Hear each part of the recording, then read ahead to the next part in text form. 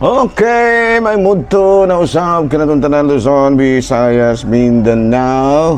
May mudto Philippines, may mudto world, may mudto universe. Ana na punta mga higala. Dili nga itong tulumanon sa kahanginan, CONA, Catechesis on Air, o ako lang gihapon kini yung ubos nga alagad, Reverendo Padre Edwin Academia Acab. Abi no adlaw na usab karon nga Sabado, no ipit sa 21 na kini mahigala sa bulan sa Pebrero. Nala no, may mudto na kanaton tanan mahigala na ginaot kita nga ana kitang tanan sa kapiskay sa panlawas ni ining kamudtuhon. Abi no mahigala adlaw karon sa pamalandong. Kuan na baya, kwaresma na baya mahigala, no? Abi na dili pa ato na nga kumustahon ang atong talahorong obispo Bishop Julito B. Cortez, ang atong station manager, si Father Rama Ata, ang ako ang mga kaubanan ng mga kaparian, Lukop, Kabisayan, ug Mindanao, nga maabot karon sa akong nga pagsibya. Ilabi na gayon ang akong mga classmate, no? Si Padre Obing Masyon, si Padre Dami Hiramis, ug ingon man usab si Padre Torton Arnaiz, ug ang iyahang kaubang pari dinha sa kapilya or kining Kwasay Parish sa kanang gitawag na Tugbatinggil. Hala no, maayong mudto mahigala nang hinaot kita nga ana kamong tanay sa Kapiskay Panglawas. Okay.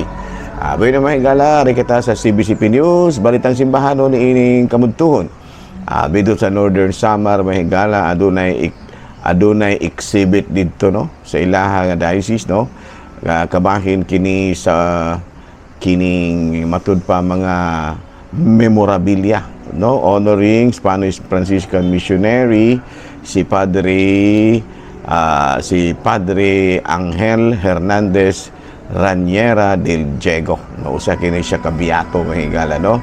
Nasayra nato nga kini si Koan na assign sa nasangpit nga lugar ni atong 18th century, you know, nga makita gyud ang iyaha usab nga matud pa paningkamot nga mapalapnag jud o makailap ang pagtunon ang Katoliko or Kristyanismo diha sa nasangpit nga Northern Samar.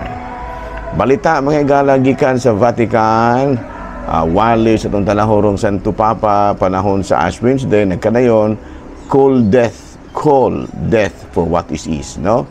Tawga ang kamatayon sa iya hagyud nga kahulugan, no? Sa ato pa matud pa gikan kasabog mubati ka muna siya tinuod nga kahulugan sa kamatayon. Muna nga subay sa kasaulugan sa Ash Wednesday giawhag ang tanan nga maghinulsol sa sala ug mudawat nga ang kamatayon kanunay nga naguban kanato ug anytime pwede kita nga kuhaon sa Ginoo. Mao kadto mahigala mga balitang simbahanon ni ining kamudtuhon ug ari na ta mahigala sa ato ang catechism. Bay na mahigala no ang atong Saint of the Day ta mahigala pa no. Wala pa ta maka Saint of the Day. Bay no. Ang ato ang Saint of the Day karon February 21 walay lain kung dili si Saint Peter Damian, no, si San Peter Damian. Natawo kini si San Pedro Damian ni adtong 1007 ug matay ni adtong 1072, no. Nahimo kini siya nga obispo na instituted many reforms in the church, wrote many letters and sermons. Nahimo siya nga retired papal legate ug giila kini siya nga doctor of the church. So si Saint Peter Damian, no, Damian, no, Saint Peter Damian. Hala no. Padayon ta mga higala sa tuang mga buhatonon ni ini kamudtuhon. Kumusta naman mga higala nang hinaot ko na ana kamong tanan sa Kapiskay sa Panlawas. Okay. Ari na ta mga higala sa atong ginagmay nga catechesis. Bueno ari ta mga higala. Dunay mga pangutana diri. Padre, what is the importance of Catholic identity? Unsa bagyod kamahinungdanon mga higala nga ilhon kita sa atong pagkakatoliko, atong identity ba. Of course, si Pope Benedict XVI, no, ang iyang yung overall goal of his papacy is to defend the Christian identity in a world market by religious relativism. Sa maning relativism ang higala, no?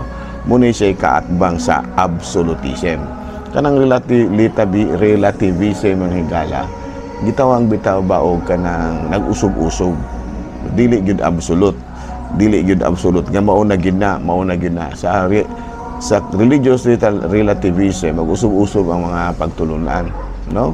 Relative kayo ba, pwedeng ba tinuod, pwede pong dili. Ato pa dili gyud absolute ang belief, no? Pwede pong tinuod, pwede pong dili. So muna siya gipaningkamutan gyud nga ni Pope Benedict XVI nga mamahimo gyud nga absolute ang ato ang pag-ila sa Kristyanismo isip usa ka religious, isip usa ka relihiyon, no? In every area of the life of the church, from liturgy to religious orders, from Catholic schools and hospitals to seminary instruction. Sa ato pa absolute ba kanang matud pa hingpit gyud ang ato ang pag-adhere sa church teachings. Kana bang lunod patay gyud ka ba, no? From the area of life of the church, from liturgy to religious orders, from Catholic schools and hospitals. In the West today, no, dito dapit sa may West sa Amerika ba? Religion, matod pa dere religion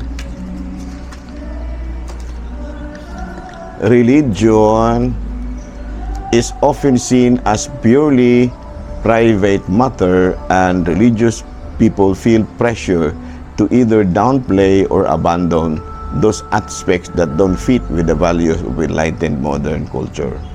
So, sa ito pa, kinibitaw dito sa kuan karon, ang giila ang relihiyon nga usa ka private matter. Kaya bang imo-imo ra na, ay mag-i-appeal na imong kalaki, no? Sa ito pa, wala joy gitawag bitaw nato og collective understanding sa religion.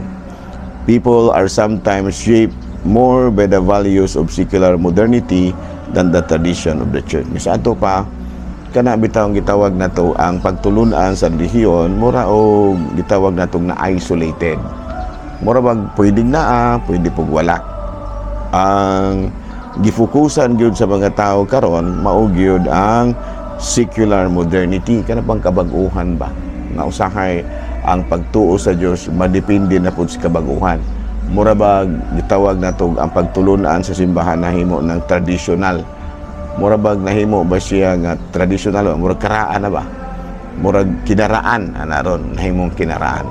Pero sa ato ang pagtuo, Jesus Christ is the same yesterday, today, and tomorrow. Sa ato pa, kinahanglan nga atong pagtuo sa Dios wala mag-agad sa panahon. Dili mahitabo nga gitawag natong religious relativism, kung dili religious absolutism. Ayan, no? Matud pa ang niabot na karon ang panahon matud pa ni Pope Benedict to recover a strong sense of what makes Catholics different. No, nga ato gyung tan-awon kung unsa bagay nakalahi sa Katolikong simbahan.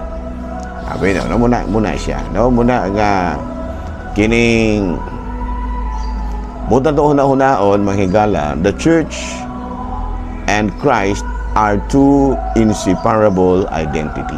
Matud pa ni Pope Benedict XVI. Nga dili gyud mo mahitabo, dili gyud nimo bulagon ang atong pagtuo sa Dios ug ang atong pagtuo sa simbahan. No? Any attempt to say yes to Jesus but no to the church ultimately falls apart, because Jesus' message way was intended precisely to gather and to save a people, which is the church. Kato pa kumiingon ka nga, mutuo na kong Kristo, pero di na kumutuo og relihiyon. Mura og mabutang nato og nabutang ka sa apiki. Kaya nga naman, ang mga pagtulunan gyud ni Kristo, matud pa, is precisely to gather. O, kana ba ang iyang pagtulunan, mura ba og kanunay nag-awhag ka nato nga magkahiusa. No? O kining gitawag nato aron magkahiusa ug maluwas isip usa ka simbahan. So wala kita luwasan ni Kristo isip usa lamang ka tawo, usa lamang ka identity, kung dili ang kaluwasan ni gihatag ni Kristo kanato no, matud pa pinaagi sa simbahan, no? Pinaagi gyud sa simbahan. So collective natural temptation to opt for Jesus without the intermediary of the church. Doon naman yung mga muna nahitabo mahigala sa laing relihiyon, kanang gitawag natong fundamentalism, nga ilahang giseparate ang simbahan ug si Kristo. Namuna nga naghimo po sila ilahang mga pagtulunan, gitawag nato sa in English og secularism. No? One cannot truly love Jesus or follow his teachings without taking one's place in the family of faith that he called into being. No? Simbahan. No? So one cannot truly love Jesus or follow his command without taking one's place in the family of the church, in the family of faith, which is the church. The 12 apostles are the most evident sign of the will of Jesus regarding the existence and mission of his church. The guarantee that between Christ and the church there is no contradiction. Okay, bisan gani sa mga pipila ka mga church renewal movements, usahay ilang giseparate si Kristo sa simbahan. Muna delikado din, ano? Matud pa ni Pope Benedict XVI, any attempt to say yes to Jesus but no to the church ultimately falls apart because Jesus' message was intended precisely to gather and to save a people, which is the church. Ato pa, dili gyud mo na bulagon ang simbahan o si Jesus. Kaya ang simbahan mauman si Jesus. Ano, no? Atud pa diri, the 12 apostles are the most evident sign of the will of Jesus regarding the existence and mission of his church. The guarantee that between Christ and the church there is no contraposition. Kasi ato pa, kanang yung naidagan, bisan mga renewal movement, ilan ako isulti ang pangalan, aduna giuban nga ilang gikuha si Kristo gikan sa simbahan. Aduna giuban nga dili sila mo apil sa kalihukan sa simbahan, tungod lagi kay aduna pud sila ila. Meaning ilang gibulag si Kristo gikan sa simbahan, which is sometimes called Catholic fundamentalism, kana mga laing kana mga organization ngayon ana, no? Kinahanglan nga matud pa, Christ and the church are inseparable. Okay? So padar igo na ba nga mutuo kita kang Kristo apan dili nakita mo apil sa kalihukan sa simbahan? Matud pa, dili ra ka musimba, mag-rosaryo, magkuan ra ka, mag-apil ra ka sa mga kuan, kanang gitawag natong seminar, o di ra ka musuporta sa mga kalihukan, the collection and church gatherings. Namatod pa, one's faith without work is dead. Ang mga kalihukan moo'y mugayad ka nato, just like the time of the apostles. They were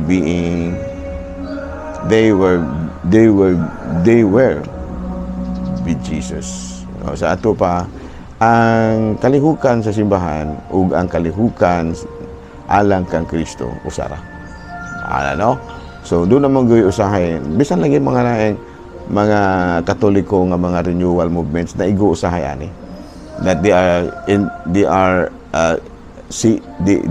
separate, no, church and the church, the Christ and the church. Abi no, ato niya nang balik-balikan og mga adlaw ha, kay murag importante kay no, Christ and the church are inseparable.